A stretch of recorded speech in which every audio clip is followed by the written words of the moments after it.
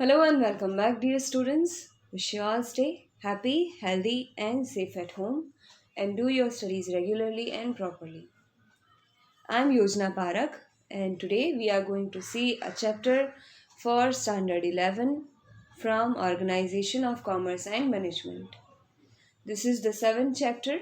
The name of this chapter is Public Sector, Private Sector, and Global Enterprises. In the first part, we saw the introduction, meaning, and characteristics of public sector. Now we are going to see the nature of public sector. So let us begin now.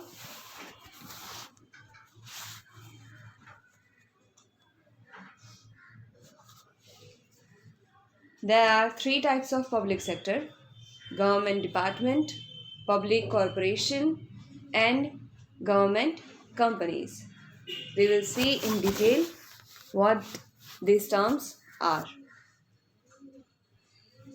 So first of all, we will see government department.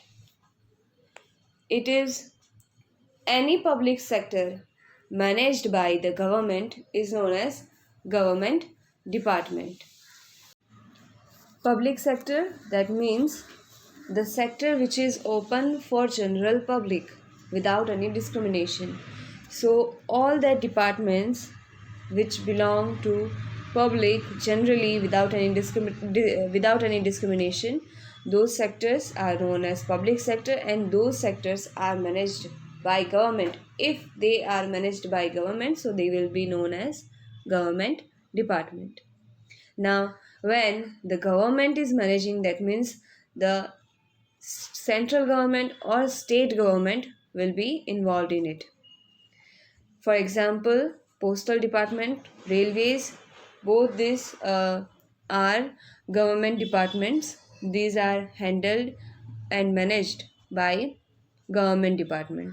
And even the control and ownership is also in the hand of central governments or state government. Even the workers working in these departments are known as government employee, and they get all the facilities as other government employees. And as the central government and state government is ruling, that means all the rules and regulation of central government and state government will be applied to this. So this is what government department is.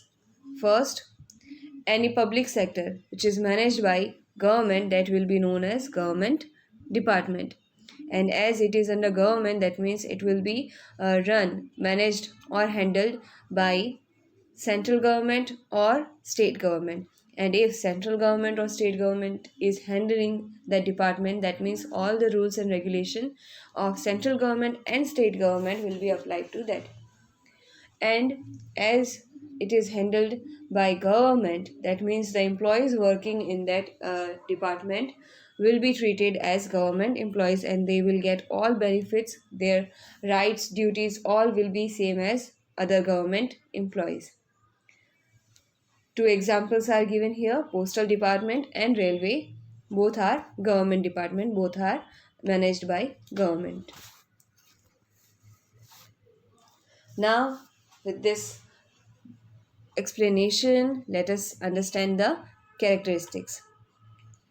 First, financial allocation. So government department will get financial allocation through the government budget, and the income are deposited in the government treasury. Next is maintenance of accounts. The accounts will be managed by the department of that sector, and the audit is done by comptroller and auditor general. Next is appointment of employees. Now as the employees are considered as government employees, that means their appointment and service conditions will be the same as any other government employee. Next is government management and control. The management of government department and their control is directly through the minister concerned to that department and through the civil service officers. So they will manage the department, either minister or civil service officers. Next is responsibility. Now, the responsibility lies with the departmental minister. They will have to tackle all the affairs done by government department, and they are directly accountable to the parliament or legislative assembly. If anything happens, so the answer will be given by the minister of that department. For example, railway, that means railway will get finance through government, and the accounts will be managed by the railway department of government, and the accounts will be audited by the comptroller and auditor general. Next, the employees appointed in the railway department, they will be appointed by all just like all other government employees. They also will have to give certain exam and have to be qualified for that uh, job, and then they will get all the facilities, benefits and responsibilities just like other government employees.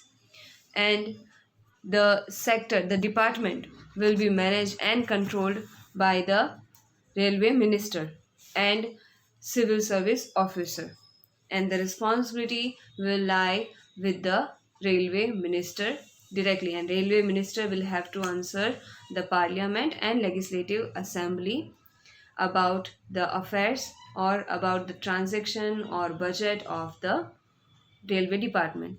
So in this way you can understand how government department run. Their financial, their maintenance, their management and control, their appointment of employees and responsibility, all are managed by government.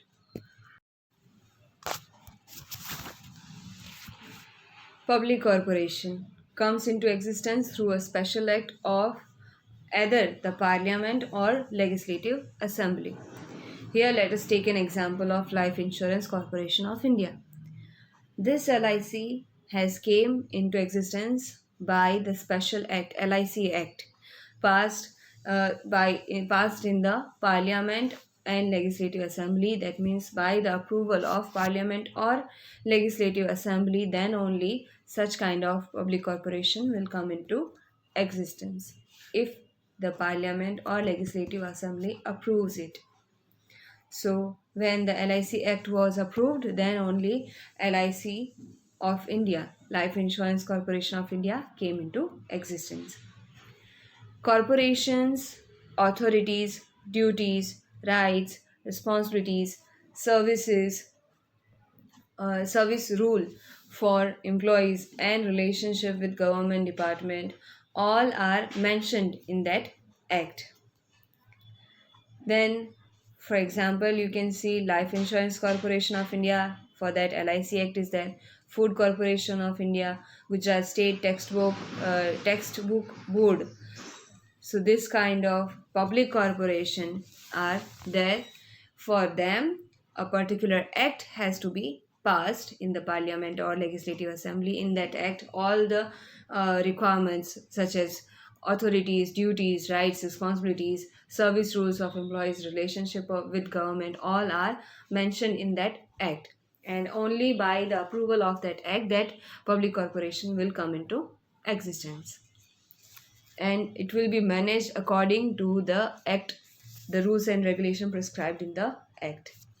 Now let us see the characteristics of public corporation. First one is establishment. So we know that public corporation established through the special act. That means the management of that public corporation will be done according to that act or by parliament or legislative assembly. In the act, all the objectives, powers, responsibilities and special facilities to that public corporation are already mentioned. So according to that act or legislative assembly or parliament, that public corporation will be managed. Next is ownership. As this is a government body, the ownership is in the hand of government, either central government or state government or with both. So they can share the profit made by that public corporation, and even if that public corporation make any kind of loss, that also will be borne by government, being the owner of that public corporation. Next is capital accumulation through government. Now we know that in as like any other company, all other company get capital through their owners. Same way here also, the public corporation will get capital through the owner. Now owner are the government, that means they will get the capital through government. But if they feel scarcity and they require more capital, so that they can borrow from government or from public, but that they will have to return. Next is separate identity, because public corporation come into existence by a special act for itself, so that is why it has separate identity and separate legal identity. But that public corporation can also enjoy all the facilities just like any other company. Next is managerial autonomy. Now, the ownership of public corporation lies with the government. Still, it has complete autonomy. The minister does not interfere in the day-to-day activities. The corporation gets enough freedom to take decision and to implement them. So by this you can say that they enjoy managerial autonomy. The management, because the government have lots of work, they have lots of department to handle, so they cannot interfere in day-to-day activities. So this kind of decisions will be taken by the management of that corporation, and government will not interfere in day-to-day activity. So they can you can say that there is managerial autonomy. Management is done by the corporation itself, and government will not interfere in day-to-day activities, but at the end the corporation is responsible to the government. For management of day-to-day activities, the management of corporation have the autonomy only. Next is service rules. Now, as this public corporation come into existence through a special act, that means here we know that management is done by that corporation. So the service rules, that means the service which will be provided by the employees of that corporation, that will be determined by that corporation or by that act only. Government cannot have any kind of interference in that the employees will serve that corporation according to the act and according to the rules determined by that corporation only. But because they are answerable to government and it is a government body, so government can send any government officer for the deputation of that corporation.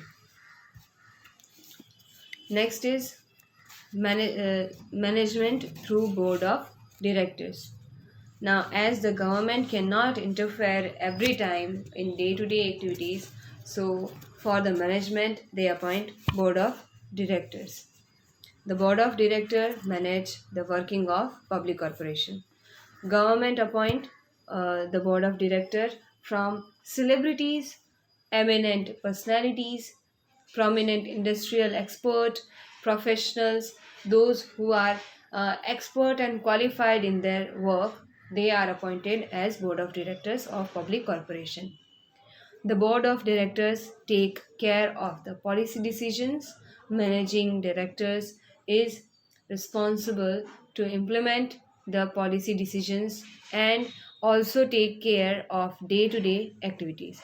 Now, as the government cannot interfere in day-to-day activities, they appoint the board of director, and those director will manage the working of that public corporation, in which they can include celebrities or eminent personalities or prominent industrial expert or professional people who are expert in their work and who are specialized, who have skill of doing such kind of things. They are appointed on such public corporation as board of directors. As they are appointed by government, that means they will be responsible to the government, they will be answerable to the government, and on behalf of government they will take care of all day to day activities and they will manage the corporation. Next is answerable to Parliament and Legislative Assembly, as it has gone born, as it has got born by the government. That means it will be answerable to Parliament or Legislative Assembly. As periodically report has to be submitted to the Parliament and Legislative Assembly, corporation is unable to earn extra profit at the cost of public. All the profit or loss borne by that corporation, that they will have to represent in the Parliament or Legislative Assembly, and they cannot earn any kind of extra profit at the cost of public. As such, Parliament and Legislative Assembly has control over the public corporation, so that means they are answerable to Parliament and Legislative Assembly, and they cannot do any kind of cheating or fraud with the Parliament or Assembly, Legislative Assembly, and cannot make any kind of extra profit which they won't show in the Parliament or Legislative Assembly. All the profit and affairs done by that public corporation will have to present before Parliament or Legislative Assembly as it is.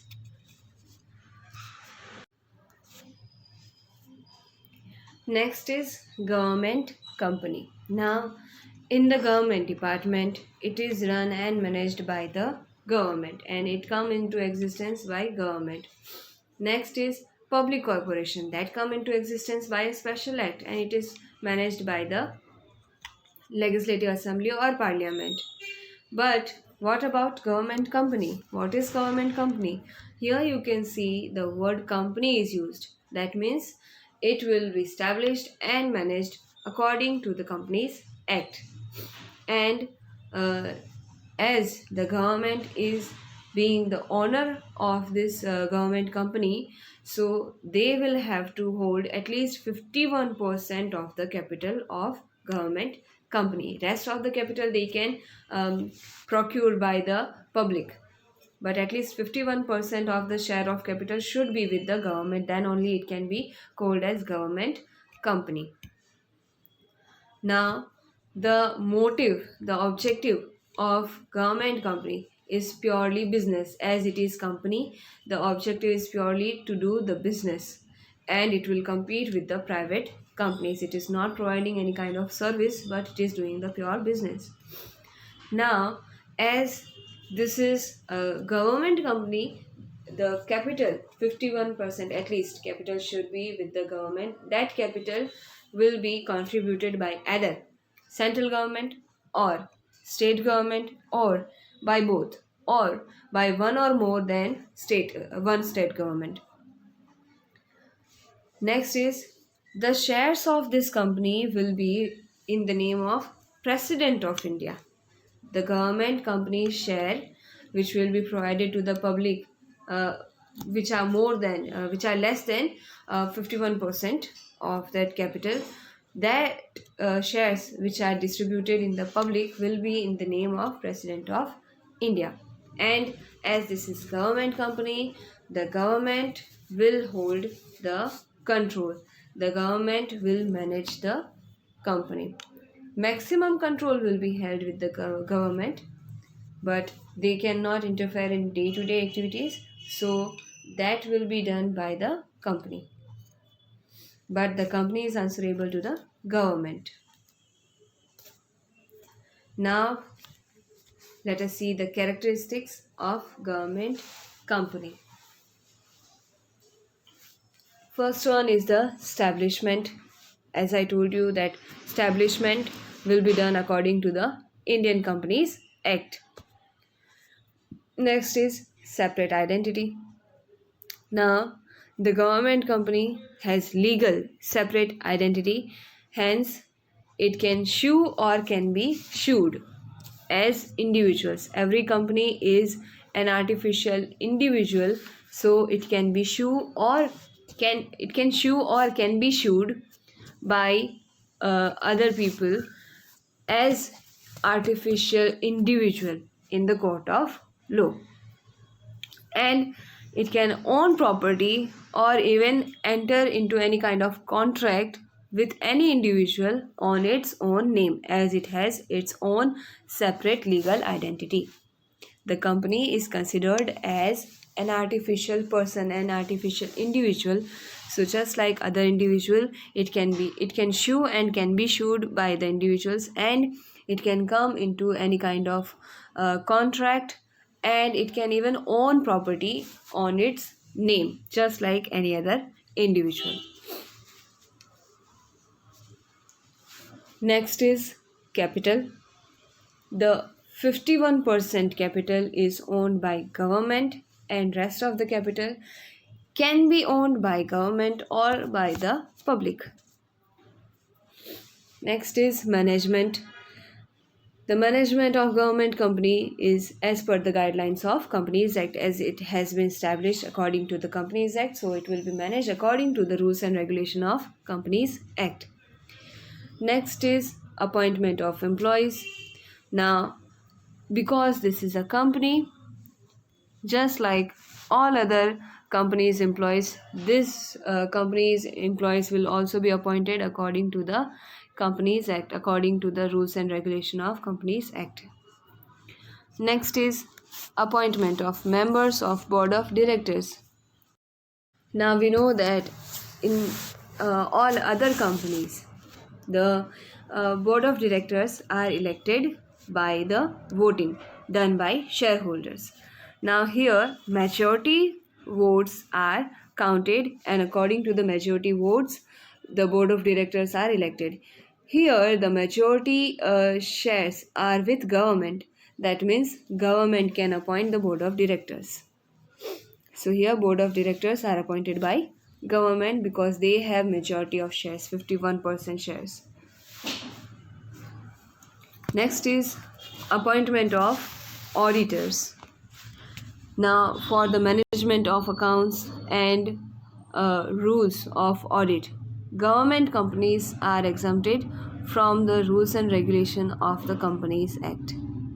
But the government appoint auditor who submit annual report in the parliament or legislative assembly, as finally it is responsible to the parliament or legislative assembly, to the government.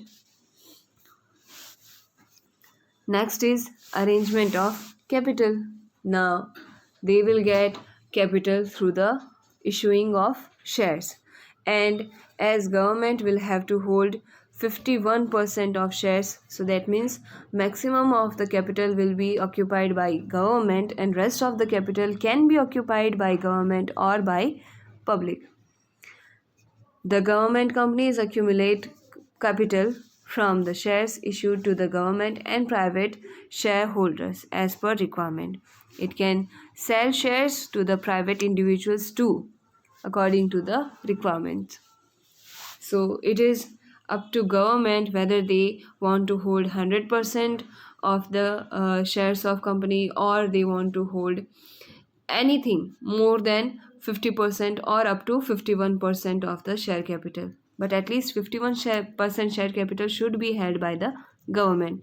Then only it can be said as government company. Now rest of the capital they can manage either by government or by private shareholders.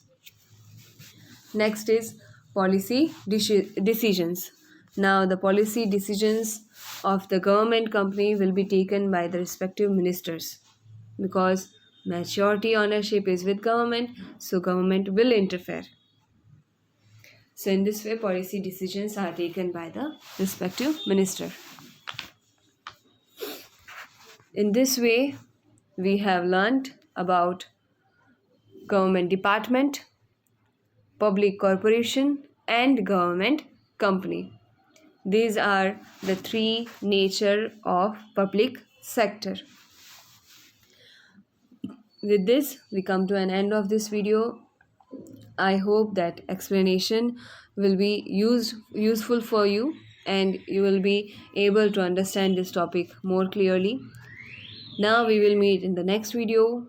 Till then, take care of yourself, be safe, and keep on studying. Thanks for being with me. Thank you.